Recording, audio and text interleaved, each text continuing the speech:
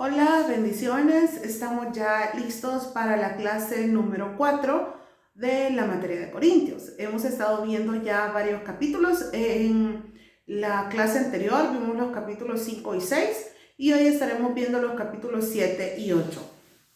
Y pues la recomendación de siempre es que ustedes puedan ir leyendo su Biblia, la separata, y si pueden, pues ir viendo también el video, ¿verdad? Que nada más este es un apoyo, es una herramienta de apoyo para que ustedes puedan tener una mayor comprensión, ¿verdad? Acerca del material que nosotros les enviamos. Dice acá en capítulo 7, la responsabilidad cristiana en el matrimonio. Eso está en 1 de Corintios, primera carta a los Corintios, capítulo 7, del versículo 1 al 40. Son 40 versículos los que tenemos acá y en realidad hay bastantes cosas de que hablar. Siempre vamos a tratar de hacer siempre un pequeño resumen, ¿verdad? Haciendo como pequeños bloques de versículos. Dice acá, bueno le sería al hombre no tocar mujer. Así comienza, dice, se refiere a la capacidad o don que Dios concede a algunos creyentes para vivir sin formar pareja. Esa condición en el hombre o la mujer es buena, porque lo expuso, ¿verdad?, el apóstol Pablo a los corintios. O sea que no es malo, ¿verdad?, que alguien se dedique completamente a Dios sin buscar o tener una pareja. Y yo creo que esta parte es sumamente importante que nosotros la notemos, porque hay gente que de verdad es bien dedicada a las cosas de Dios y una vez se casa se aleja de las cosas de Dios por aferrarse más a las cosas de la familia. Y es parte de la vida también. Si ella quiere casarse, si alguien quiere casarse, está bien, ¿verdad? Pero nunca olvidar que tenemos a Dios que nos permitió, ¿verdad?, llegar a tener y formar una familia.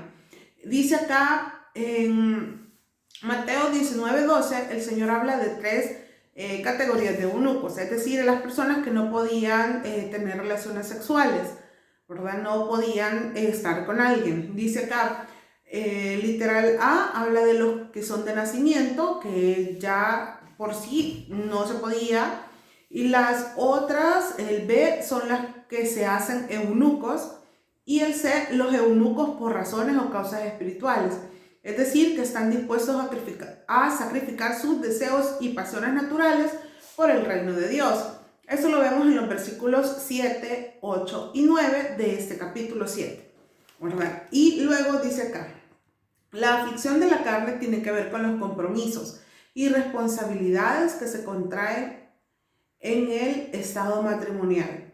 Solo de mutuo acuerdo la pareja puede cortar temporalmente la actividad sexual por causa de alguna demanda o necesidad de la obra de Dios. Y en este caso, ahí está señalada la oración.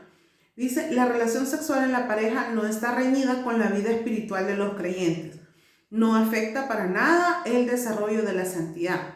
Y se hace esta aclaración en este punto porque quizás, no sé, hace cuántos años atrás, ¿verdad?, hablar acerca de relaciones sexuales o de que una persona tuviera intimidad con otra, se hablaba de pecado, independientemente estuviera casado o no. Obviamente, si no estaba casado, era como mucho peor la situación, ¿verdad? Pero se hablaba de que de esas cosas no se podían hablar, nadie podía explicar nada. Los tiempos han cambiado, ¿verdad? Y creo que ahora nos hemos como pasado un poquito, ¿verdad?, acerca de todo eso, porque ahora está este tema, ¿verdad?, de las relaciones sexuales. Se da abiertamente en películas, incluso películas de niños, películas de adultos.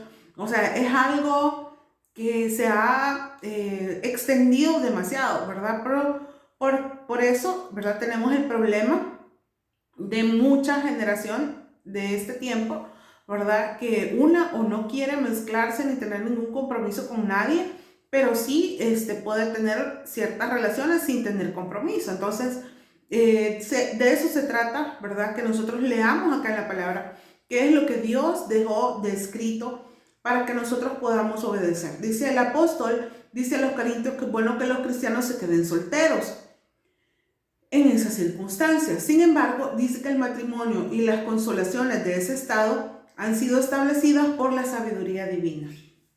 Eso lo vemos en el capítulo 7, donde dice, en el 1, dice, en cuanto a las cosas de que me inscribiste, bueno le sería al hombre no tocar mujer. Pero a causa, dice, de las fornicaciones, cada uno tenga su propia mujer y cada uno tenga su propio marido. El marido cumpla con la mujer el deber conyugal y asimismo la mujer con el marido. Y así continúa, ¿verdad? Les animo a que puedan continuar leyendo, ¿verdad? Ustedes, aquí no lo leemos por cuestiones de tiempo, ¿verdad? Luego dice, aunque nadie puede transgredir la ley de Dios, aún esa regla perfecta deja a los hombres en libertad de servirle, y esta es la parte importante, de la manera más apropiada a sus poderes y circunstancias, de las cuales los demás no pueden ser buenos jueces. Si alguien decide no casarse, es decir, ¿verdad? Puede hacerlo tal y como el apóstol Pablo lo expresaba acá, puede hacerlo bien y se dedica 100% a las cosas de Dios, obviamente a su trabajo, su familia, es decir, sus papás y todo lo demás, sin descuidar ni una ni otra cosa. El que se quiere casar, pues qué bueno que se quiere casar y que encontró a alguien con la que va a disfrutar o con el que va a disfrutar toda su vida. Entonces, en ambas formas se pueden servir, ¿verdad? De una forma apropiada a nuestro Dios. De los versículos 10 al 16, donde dice, marido y mujer no deben separarse por ninguna otra cosa que la permitida por Cristo. En aquella época, dice, el divorcio era muy corriente entre judíos y gentiles, con pretextos muy livianos, es decir, no eran pretextos, ¿cómo se llama? Digamos que podría decir y evaluar que serían de peso, sino que nada que ver. El matrimonio era una institución divina y es un compromiso de por vida, por designio de Dios. Estamos obligados, en cuanto nos concierne, a vivir en paz con todos los hombres. Por tanto, a promover la paz y el consuelo de nuestros parientes más cercanos, aunque sean incrédulos. Y esta parte, de verdad, el versículo 12 me deja como, de verdad, bastante en qué pensar, y siempre lo he hecho, donde dice, y a los demás yo digo, no el Señor, si algún hermano tiene mujer que no sea creyente y ella consciente en vivir con él, no la abandone.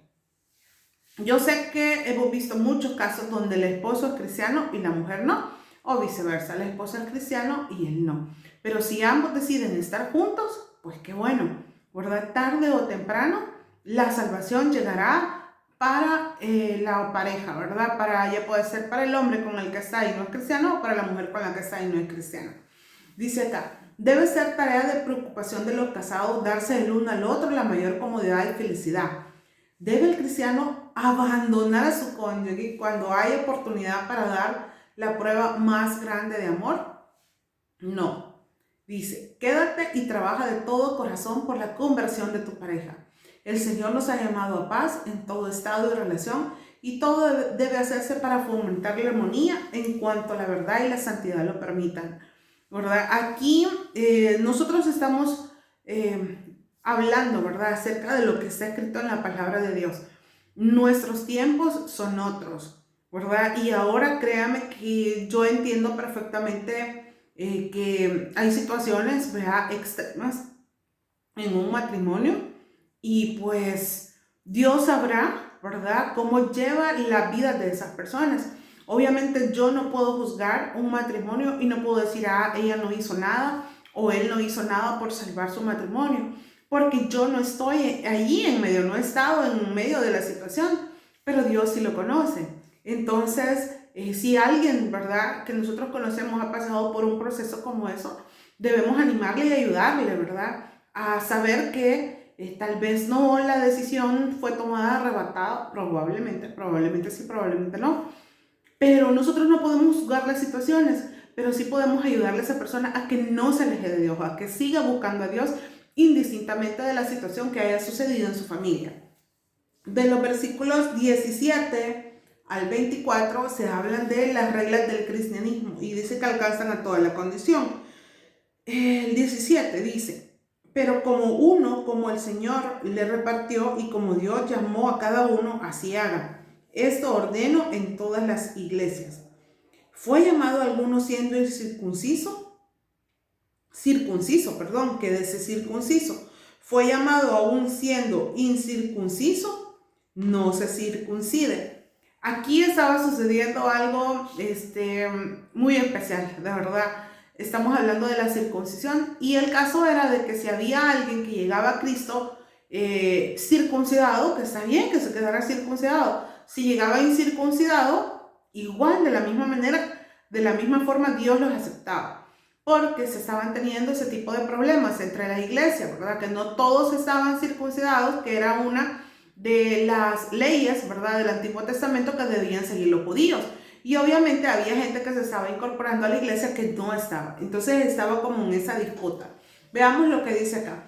Deber de todo cristiano es contentarse con su suerte y conducirse en su rango y lugar como corresponde al cristiano. Nuestro consuelo y felicidad dependen de lo que somos para Cristo, no de lo que somos en el mundo. Ningún hombre debe pensar en hacer de su fe o religión un argumento para transgredir obligaciones civiles o naturales.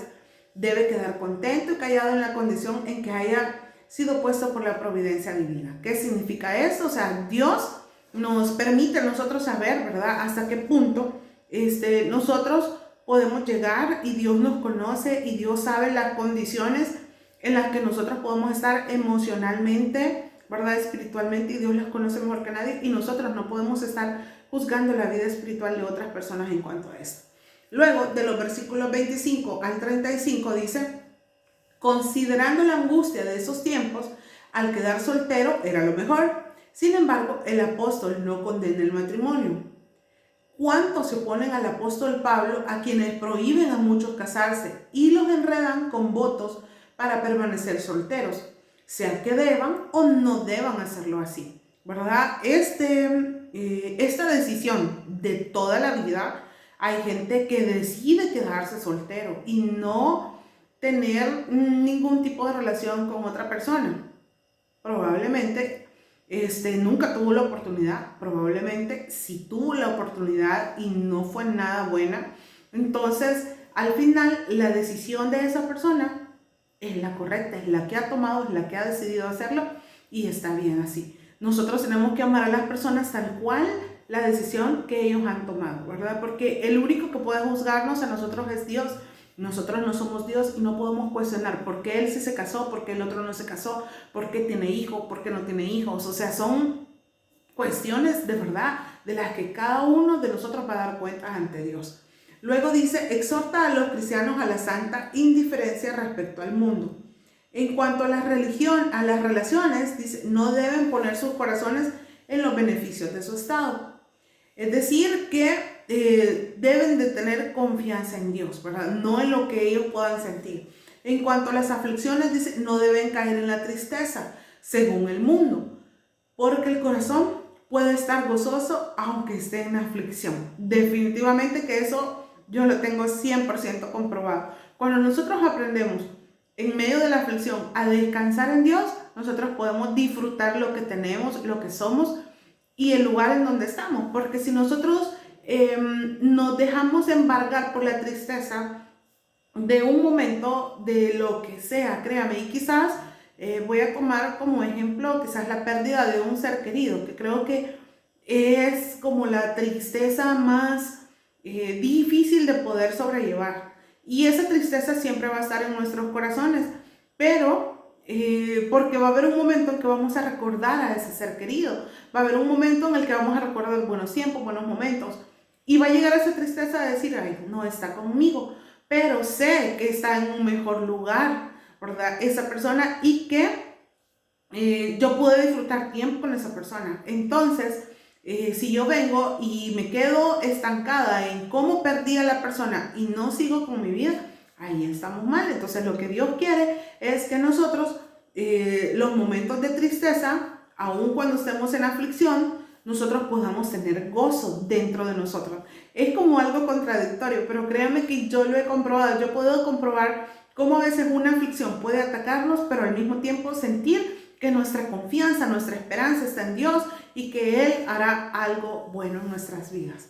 Luego dice, en cuanto a los placeres del mundo, se habla, ahí no está su reposo. definitivamente que los placeres del mundo no nos van a traer a nosotros algo bueno, ¿verdad? Luego se habla de, en cuanto a la ocupación mundana, dice, los que prosperan en el comercio y aumentan sus riquezas deben tener sus posiciones como si no las tuvieran. Es decir, deben valorar lo que tienen, ¿verdad? Aquí, por ejemplo, en el versículo, aquí estamos hablando del bloque de los versículos 25 al 35, donde dice en este versículo, en el 29, por esto digo, hermanos, que el tiempo es corto. Resta pues que los que tienen esposa sean como si no la tuviesen, y los que lloran como si no llorasen, y los que se alegran como si no se alegrasen, y los que compran como si no poseyesen, y los que disfrutan, dice, de este mundo como si no lo disfrutasen, porque la apariencia de este mundo se pasa, es decir, es algo temporal. Entonces, vea, dice este versículo, de verdad que me gustó muchísimo, donde dice, pero el casado tiene cuidado de las cosas del mundo, de cómo agradar a su mujer. Hay asimismo diferencia entre la casada y la doncella. La doncella, dice, tiene cuidado de las cosas del Señor para ser santa en sí, así en cuerpo como en espíritu. Pero la casada tiene cuidado de las cosas del mundo, de cómo agradar a su marido. Vea que cada una tiene un punto importante, definitivamente que sí, ¿verdad? Pero alguien que está dedicado completamente a Dios puede servir como al 100% en las cosas de Dios, ¿verdad? Y luego cuando dice acá de los placeres del mundo, es decir, que nosotros nos podemos dar cuenta de que sí, siempre van a estar, ¿verdad? El mundo siempre va a estar, pero nosotros somos hijos de Dios y podemos con eso. Jesús ya estuvo aquí, lo conoció, sabe qué difícil es estar en el mundo, pero Él nos entiende. Él mejor que nadie nos entiende. Luego dice, en cuanto a todas las preocupaciones mundanales, dice, deben mantenerse el mundo fuera de sus corazones para que no abusen de este cuando lo tengan en sus manos. Es decir, las cosas mundanas son puro espectáculo, nada sólido. Todo se irá rápidamente. La sabia preocupación por los intereses del mundo es un deber, pero completamente preocupado. Estar ansiosos hasta la confusión es pecado. Es decir, si yo quiero cosas del mundo igual, o sea, todos tenemos una casa, algunos pueden tener un vehículo, algunos tienen algunas posesiones suyas, vea, de que no pueden soltar y que sabe que les ha costado mucho, y pues sí que bueno, ¿verdad? Pero sabe que cuando nosotros muramos, nada de lo que nosotros tenemos nos vamos a llevar. Entonces por eso no tenemos que poner, ¿verdad?, nuestra preocupación en las cosas materiales. Y dice, con esta máxima el apóstol resuelve el caso. Si eso no es aconsejable casarse. El mejor estado en la vida para el hombre, escuchemos esto, es aquel que es el mejor para su alma y que le mantenga más a resguardo de los afanes y trampas del mundo. Si su deber es quedarse soltero, pues ahí se va a quedar. Si su deber es casarse, pues lo va a hacer. Dice, reflexionemos en las ventajas y las trampas de nuestro propio estado en la vida para que podamos mejorar unas y escapar en las otras. Dice, en la vida, para que podamos mejorar unas y escapar en lo posible de todo daño de parte de las obras. Sean cuales sean las preocupaciones que nos presionan, debemos tener tiempo siempre para las cosas del Señor. Definitivamente que así es. Y ahora nos vamos al capítulo 8. Dice, comportamiento de un cristiano frente a las prácticas paganas. Eso lo vemos en el capítulo 8 del 1 al 13. Vea que este capítulo es más corto. Dice, en cuanto a lo sacrificado a los ídolos, dice el 8.1, sabemos que todos tenemos conocimiento. El conocimiento envanece, pero el amor edifica. Dice, estas palabras demuestran que se ha presentado un problema. Algunos comían carne sacrificada a los ídolos, porque probablemente se referían a este término, a que se hicieran sacrificios públicos y que luego se invitara al pueblo a participar libremente del banquete que se celebraba con la carne de las víctimas. El problema de fondo radica de hasta dónde alcanza nuestra libertad de conciencia en nuestro desarrollo cristiano, en el entorno social, si soy libre en Cristo, hasta dónde lo soy. Ahora, este problema que tenían era de mire, eso está sacrificado a los ídolos, mejor quizás no deberíamos de comerlo, ¿verdad? Pero estaba en eso que otros sí lo hacían. Entonces esa era como la cuestión que se estaba dando con los corintios. Dice, comería carne y participaría en algo que pudiera llegar a molestar a un hijo de Dios, aún sabiendo que esas cosas no afectan para nada el término de salvación o condenación. Créanme que esta pregunta la voy a volver a repetir. Dice, ¿comería carne? Hagámonos esa pregunta. ¿Y participaría en algo que pudiera llegar a molestar a un hijo de Dios, aún sabiendo que esas cosas no afectan para nada en el término de salvación o condenación? Es decir, yo no voy a perder la salvación por comer algo que está sacrificado a los ídolos. Y tampoco voy a ser condenado porque sí lo hago o porque no lo hago. Definitivamente que no es así. Dice, teniendo libertad y que no afecta el espíritu, lo haría por motivos de conciencia, aun cuando hay personas que piensan que Dios les bendecirá si cumplen esos rituales. De verdad que hay gente sumamente estricta, ¿verdad? Siguiendo la palabra de Dios, en el hecho de que ellos les preocupaba, ¿verdad? Acá en los Corintios les preocupaba lo que Dios ya había dicho antes en el Antiguo Testamento. Dice en el capítulo 8, versículos 2, dice, y si alguno se imagina que sabe algo, aún no sabe nada como debe saberlo.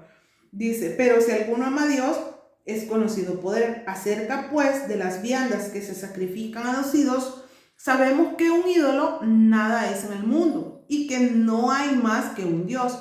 Pues aunque hayan algunos que se llamen dioses, sea en el cielo o en la tierra, como hay muchos dioses y muchos señores, para nosotros, sin embargo, solo hay un Dios, el Padre, del cual proceden todas las cosas y nosotros somos para Él, y un Señor Jesucristo por medio del cual son todas las cosas.